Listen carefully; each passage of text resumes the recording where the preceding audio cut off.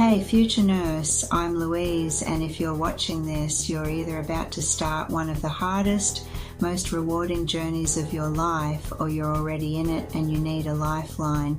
Either way, I see you. I was exactly where you are, feeling that mix of excitement and absolute terror. This isn't just a list of tips. This is the 6-rule action plan I followed to move from a stressed out student to a confident RN. Think of this as the advice I'm giving you, not as a YouTuber, but as a seasoned nurse to a brand new colleague. Let's make sure you don't just survive nursing school, you dominate it. You need to hit the ground running, and that means mastering the building blocks. I call these the 3 non-negotiables. Don't wait for your professor to teach you. Pre-study these before day 1. Acid-base balance. Don't get caught in the room. Respiratory opposite, metabolic equal, mnemonic trap. Truly understand the difference between respiratory compensation and metabolic problems. Know what causes respiratory acidosis, like shallow breathing, versus metabolic alkalosis, like prolonged vomiting. This topic is foundational to critical care. Fluid and electrolytes. This is about more than just remembering numbers. You need to grasp what happens to the cell. For example, why does administering a hypertonic solution cause cells to swell? Why is hyperkalemia, high potassium, so dangerous to the heart? Start connecting the electrolyte to the vital organ. Vital signs and core labs. Memorize the therapeutic ranges for all vitals, HR, BP, RR, temp, and the Chem 7, basic electrolytes and renal function, like they are your own phone number. Being able to instantly spot an abnormal lab value is the first step in nursing critical thinking. Action plan. Dedicate 1 week before school starts to review just these 3 topics.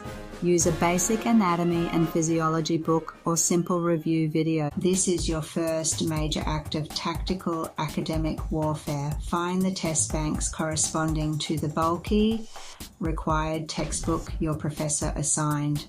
How it works. Textbook publishers create extensive question banks that professors can use to build their exams. Your goal is to practice these specific, high-level, critical thinking questions. Your strategy? Do a quick Google or eBay search for your textbook's title plus test bank PDF, or evolve resources. By practicing questions that are structurally similar or sometimes identical to the exam, you train your brain to recognize the specific language and focus areas your course emphasizes. Don't just look up answers, use the rationales to deepen your understanding. Stop wasting time outlining massive chapters. This is the work smarter, not harder rule. Textbooks are full of filler. You need the gold. I relied heavily on pre-made study guides like Simple Nursing or Level Up RN. The problem? Nursing school is often tested on the need to know now interventions, not historical context. The solution? These guides distill complex diseases like chronic kidney disease onto 2 or 3 pages, focusing only on the pathophysiology, key signs, symptoms, and priority nursing interventions. They often use bright colors and visual mnemonics to help with retention. Action plan. Identify your weakest area, e.g. pharmacology, and buy 1 reputable study guide set. This strategy is what saved me from final exam week meltdown. Your study process should be the creation of your ultimate final exam cheat sheet. The process after your weekly lecture on a topic, say type 1 diabetes, immediately take all your compiled notes from lecture and study guides and condense them onto 1 single organized sheet of paper. The content, focus on the key areas, defining pathology, key medications, labs to watch, and the top 3 nursing priorities for that condition. Use flowcharts and tables. The benefit. By the end of the block, you don't have a giant stack of confusing notes. You have 15 to 20 highly distilled master sheets Reviewing for the final exam becomes a simple matter of reviewing 20 pages, not 20 chapters. This practice forces retention from the beginning. Passing the NCLEX isn't just about knowing nursing content, it's about mastering the exam format. You need 2 types of Q banks. 1. Saunders Comprehensive Review 7 Content Master. What it is, this is the gold standard for content review. I specifically used the 7th edition and later versions. It breaks down every content area and features a practice Q bank after every chapter in the book. How it works.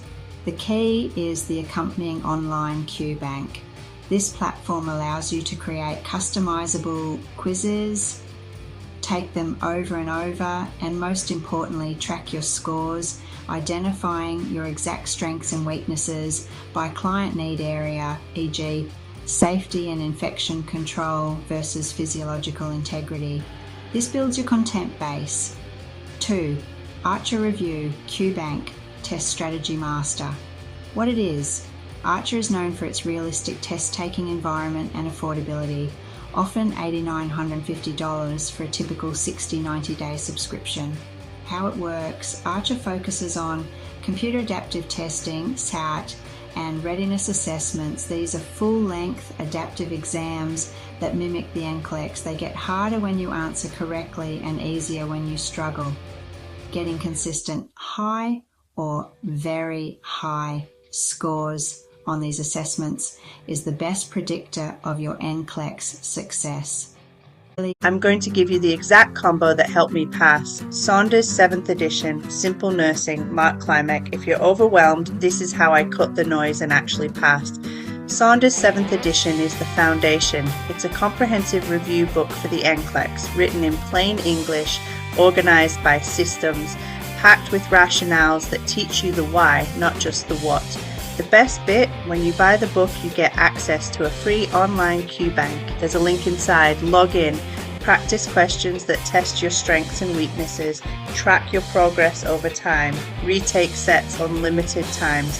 I hammered that Q bank daily. Watching my weak areas shrink felt like a game. That momentum is what carried me through. Now Simple Nursing, they make the visuals your brain craves, straight to the point. High yield mnemonics. Quick animations that lock in patho, farm, priority concepts. When I was stuck on electrolytes, heart blocks, insulin peaks, their clips made it click in minutes. It turns dense chapters into memory hooks you won't forget on test day. And Mark Klimek, legend for a reason. His teaching on prioritization, delegation, and what's safe versus deadly trained my test brain. He simplifies tricky wording, drills core concepts, gives you a filter for every question. When the exam tried to trick me, his strategies pulled me back to fundamentals. Here's the flow I used. Read Saunders for the base. Drill the Saunders Q bank to see gaps. Use Simple Nursing to patch those fast. Refine decision making with Klimek strategies. My scores climbed, my weak areas turned green.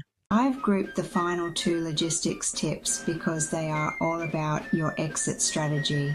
Mark Klimek's audio lectures, you should be listening to these, especially starting in your later blocks, Block 3-4. Klimek, an NCLEX veteran, teaches you test-taking strategies like recognizing subtle language cues and simplifying complex prioritization questions.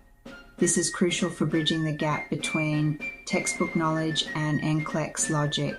The NCLEX scheduling trick: as soon as your school verifies your eligibility, pay for and schedule that NCLEX exam. Do not wait for graduation. Test slots fill up and you risk getting stuck taking the exam months later when your knowledge is fading. Scheduling early gives you a non-negotiable deadline, forcing you into focused study mode.